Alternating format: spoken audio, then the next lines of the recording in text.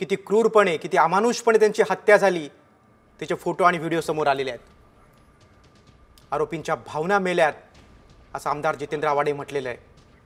जी हत्या झाली आणि ज्याला खरंच न्याय मिळणं गरजेचं होतं, मी माणुसकीच्या बाजूने उभा राहिलो। जात पात धर्म पंथ प्रांत बाजूला गेले, पण मी माणुसकीच्या लढाईत माणसाच्या बाजूने उभा राहिलो। जिथे अत्याचार होतो तिथे तुम्ही उभे राहा, अत्याचाराच्या विरोधात बोला। हे डॉक्टर बाबासाहेब आंबेडकरांनी शिकवलेली शिकवण आजही आमच्या अंगा रक्तात आहे आणि ते आम्ही करतो। या सर्व प्रकरणामध्ये पोलिसांची भूमिका जी अत्यंत पोलिसांची भूमिका आत्ता चौकशी जी झाली ती योग्य आहे, पण ह्याच्या आधीची जी 2-3 वर्षापूर्वीची भूमिका आहे, पोलीस हे कंप्लीट वाल्मिकच्या हाताखालचे गुलाम होते। SP वाल्मिक सांगेल तो, कलेक्टर वाल्मिक सांगेल तो, तहसीलदार वाल्मिक सांगेल तो, कारण का तुम्हाला राखेच्या गाड्या काढायच्या होत्या, तुम्हाला रेतीच्या गाड्या काढायच्या होत्या, तुम्हाला पोलीस केसेस दाबायच्या होत्या। कुठं फोन रेकॉर्ड येतात, अण्णा माझ्यावर ही केस झाली, अरे काय काळजी करू नको, समजवतं त्याला। अरे आम्ही नाही बोलत आमदार असून इतक्या ताकदीने। एक असा पण मुद्दा आलाय की जर तो आडवा आला तर त्याला आडवा करा, असं कॉलमध्ये नमूद पण झालं आणि ते चार्जशीटमध्ये देखील हे केलंय। त्या चार्जशीटमध्ये हे पण लिहिलंय ना की हे संपवा नाहीतर आपण संपू, आलं ना? हे काय, याचा अर्थ काय समजायचा? आणि हार्वेस्टरचे पैसे कुठे जमा झाले हो? कोणाच्या ऑफिसमध्ये जमा झाले हार्वेस्टरचे पैसे? सगळे हप्ते कोणाच्या ऑफिसमध्ये जमा झाले? कोणी कोणी मीटिंग घेतल्या? असं आहे की या गुन्ह्यांचा डंब टिंब टिंब टिंब टिंब टिंब टिंब जोडत चला तर तुम्हाला स्टेट दिसेल की या प्रकरणाच्या मागची प्रमुख भूमिका कोणाची आहे। याच्यात काय मोठं रॉकेट सायन्स की ते शोधायचं आहे? हार्वेस्टरचे पैसे कोणाच्या इशाऱ्यावरती जमा झाले? आवादाकडनं जे काही हप्ता घेण्यात आला त्या हप्त्यामध्ये मध्यस्थी कोण करत होतं? कोणी कोणाला फोन केले? टिंब जोडा, उत्तर मिळतं। पण टिंब जोडायचेच नाही म्हटल्यावर कोण उत्तर देणार? पण हे टिंब जोडले तर नक्कीच उत्तर मिळेल, पण मग सरकार त्या प्रकरणामध्ये टिंब जोडण्याचा प्रयत्न का करत नाही? हा सरकारचा प्रश्न आहे, हा माझा प्रश्न नाही। मी पहिल्या दिवशी दोघांची नावं घेतली, जेव्हा दोघांचीही नावं घ्यायला सभागृहात कोणी तयार नव्हतं तेव्हा आका, मग त्याचा आका, मी म्हटलं आका बिका काय नाही, नाव हे। त्यामुळे मी पहिल्या दिवशी माझ्या भूमिकेवर ठाम आहे, आजही माझ्या भूमिकेवर ठाम आहे।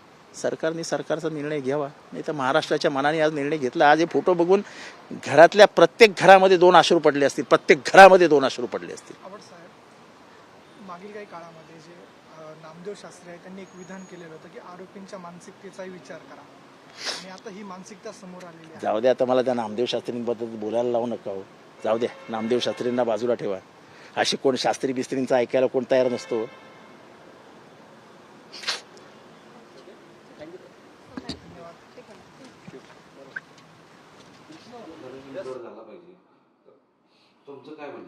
त्याच्यावर झाला पाहिजे म्हणतो ना मी, तेवच आहे, त्यालाच पैसे पाहिजे होते।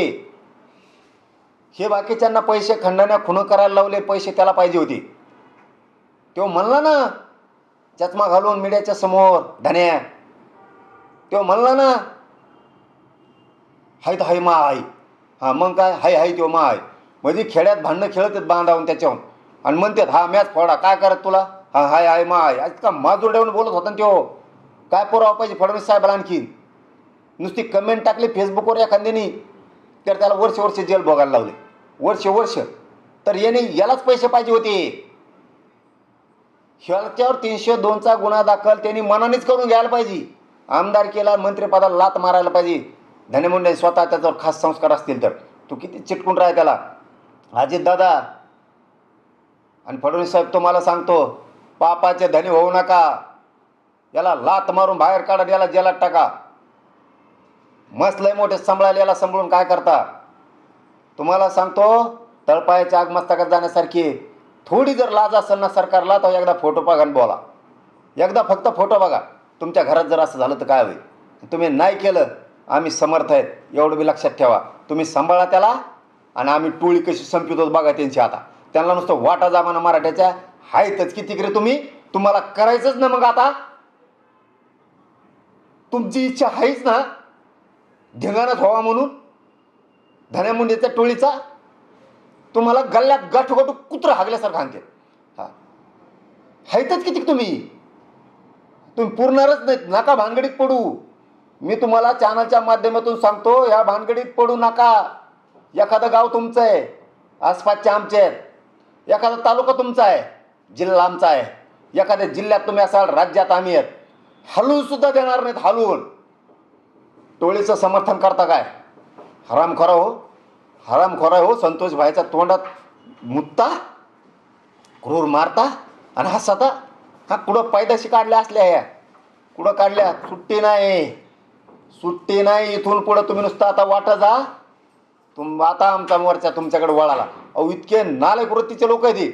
आमच्या मराठ्याच्या आंदोलनात जर मराठ्याचे लोक काही बोलले ना आमच्या विरोधात, त्याला मागून सपोर्ट करतात, मागून सपोर्ट करतात. हे पैदाशी, ही टोळी धनेमुंड्याची अवलाद मागून सपोर्ट करते. आणि आमच्याही लोकांना वाटतं आम्हालाच सपोर्ट आहे.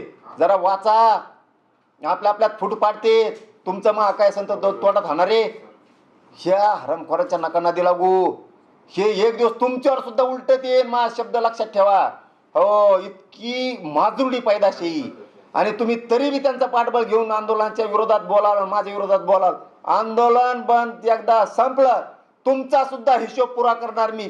आणि तुम्हाला सपोर्ट करणार, त्या टोळीचा सुद्धा करणार. ही शब्द मला ध्यानात ठेवा. आता बॉम्बला काय बॉम्बला जाती, पण धन्या किडे पडून मरणार तुम्ही सगळे. माजुरडी टोळी तुही. ती कुणाचा गुन्हा दाखल